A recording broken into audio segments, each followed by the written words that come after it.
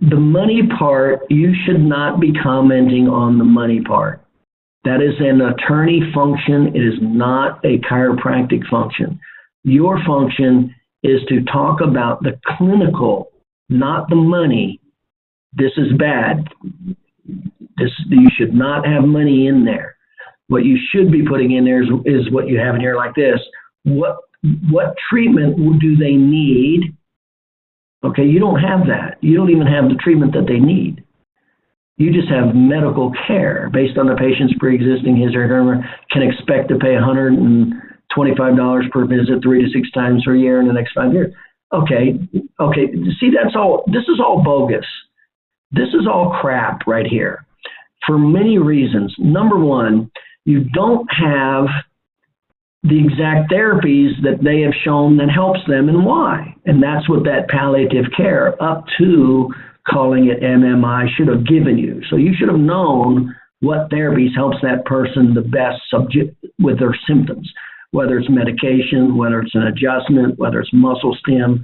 What was it that they kind of need periodically to feel good until they need it again? And then what that also would include the frequency. So that's how I would have said what therapies were needed and the effects of those therapies, the frequency at which they need them.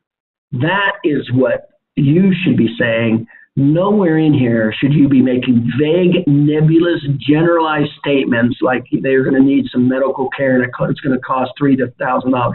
And by the way, you just hurt your attorney also. And the reason you did is because you said times for your over the next 5 years. You just limited this attorney. It is not over the next 5 years. This person is not going to be normal after 5 years. It's the rest of his life. You just limited him financially also by doing this. Because that condition is progressively going to get worse. Remember, I'm going to make a small statement in regards to how altered intersegmental motion produces abnormal wear and tear on the joints, the cartilage, etc., muscles, tendons, which produces degenerative changes over time, which is the #1 cause of arthritis, which inhibits and affects primary activities of daily living, such as work, sleep, bathing, or whatever. And I'm going to put emphasis on whatever this person, whatever their ADLs were being limited.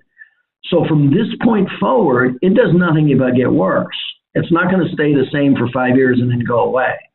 It's going to, and the only thing you're doing with treatment is slowing down the deterioration. That's all you're doing. That's all we're doing as providers after they're at MMI. We're slowing down the pain, the disability, and the deterioration. That's all we're doing. And so that's how, but probably out of this whole thing, this is the thing, I do not, I'm an attorney, I do not want this in court, that you now limited me at $1,800 or $3,000 for future medical care. You just killed me. And remember, future medical care is a major component of the settlement. If the person's 30 years old, they go to an actuarial scale is how this works.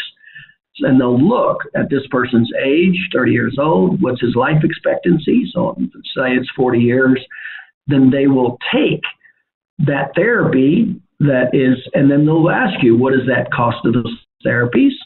And then what is the frequency of those therapies?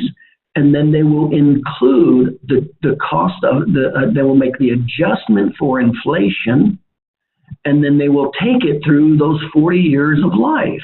That is how they come up with the need for future care that becomes a large amount of money. And let me tell you, it's way more than $3,000 that you just offered. Out of everything you just did here, that is the one thing where you hurt me. If I'm the attorney, you really hurt me right there.